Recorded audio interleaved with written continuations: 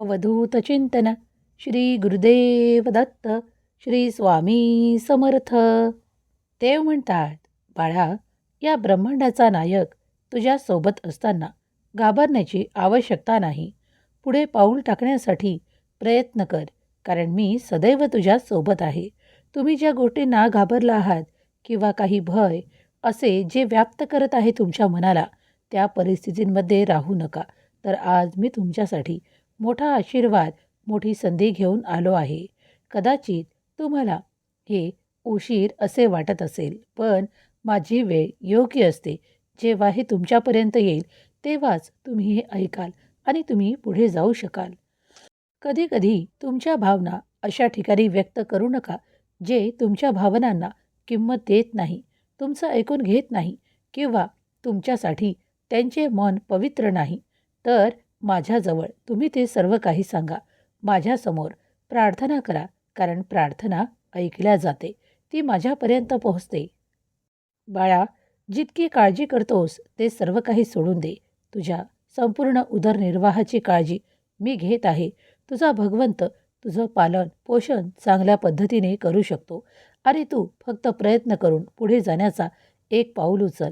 कारण माझी आज्ञा ही तुझ्यासाठी आज आहे की तू जे काही मनात धरून ठेवले आहेस ते आपोआप तुझे स्वप्न पूर्ण करणारे आशीर्वाद मी तुला देणार आहे. तुझ्या मनातील प्रत्येक इच्छा तुझा गुरु जाणतो आणि तुझ्यावर आशीर्वादांचा वर्षाव करतो. जर तू हे ऐकत आहेस तर विसरून चालणार नाही की हे संपूर्ण ब्रह्मांड तू तुझ्या दिव्य मनातून जे काही सांगत आहेस ते सर्व काही ऐकल्या जात आहे. माझं मार्गदर्शन तेव्हाच तुमच्यापर्यंत येतं जेव्हा तुम्ही ते मनापासून ऐकू लागता. होय, आजचा दिवस अत्यंत पवित्र आणि शुभ आहे. तुमच्यासाठी काहीतरी येणार आहे जे तुमच्यासाठी नवीन आहे. तुम्ही एक प्रयत्न करा. त्या प्रयत्नात मी तुम्हाला यशस्वी करणार आहे. नकारात्मक घटना, चुकीचे लोक तुमच्या आजूबाजूला असतानाही मी तुमच्यावर आनंदाचा वर्षाव करतो आणि तुम्हाला काळजीतून मुक्त करतो. आज कित्येक समस्येचे उत्तर तुला मिळणार आहे. तू भयातून दूर होत आहे.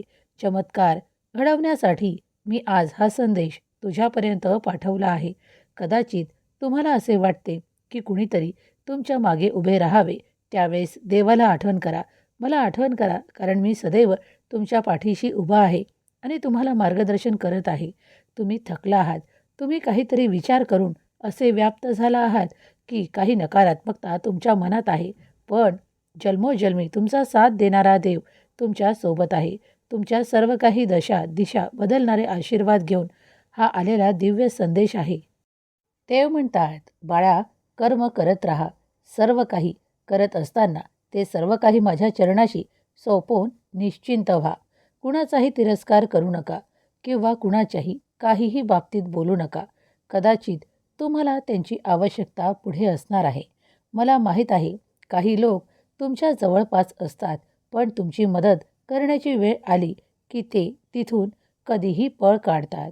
मला माहीत आहे की काही शत्रू तुमच्यावर नजर ठेवून आहेत, जे तुमच्या कार्यात नेहमीच अडथळे निर्माण करू पाहतात किंवा तुमच्या विचारांना नकारात्मक बनवण्यासाठी ते तुमच्या अवतीभोवती असतात आणि तुमच्यात ते प्रेरणा देण्याऐवजी काही नकारात्मक विचार टाकतात, ज्यामुळे तुम्ही पुढे जाऊ नये किंवा तुमच्या शक्यतांना तुम्ही पूर्ण करू नये अशी कित्येकांची इच्छा असते.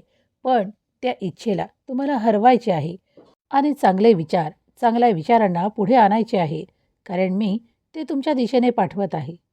श्री स्वामी समर्थ. देव आणि देवांचे हे विचार, हे संदेश तुमच्यापर्यंत येऊन पोहोचत आहेत, तर लक्षात घ्या की स्वामींची कृपा दृष्टी तुमच्यावर आहे. म्हणूनच हे दिव्य संदेश, पवित्र संदेश तुमच्यापर्यंत येऊन पोहोचत आहे. तुमच्या मनातील स्वामी जाणतात. म्हणूनच काही संकेत, काही लक्षण तुम्हाला सांगितले जातात आणि हा संदेश तुमच्यापर्यंत येऊन पोहोचतो. तुमचाही स्वामी शक्तीवर, दैवी शक्तीवर विश्वास असेल तर होय, माझा दैवी शक्तीवर विश्वास आहे, श्री स्वामी समर्थ लिहायला विसरू नका.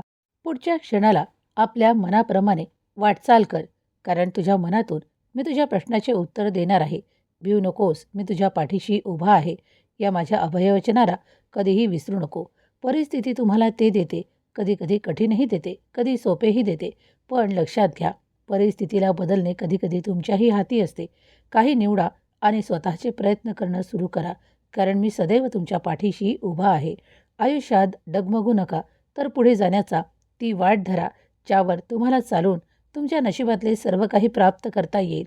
होय, कधीकधी तुम्हाला खूप कठीणही वाटेल.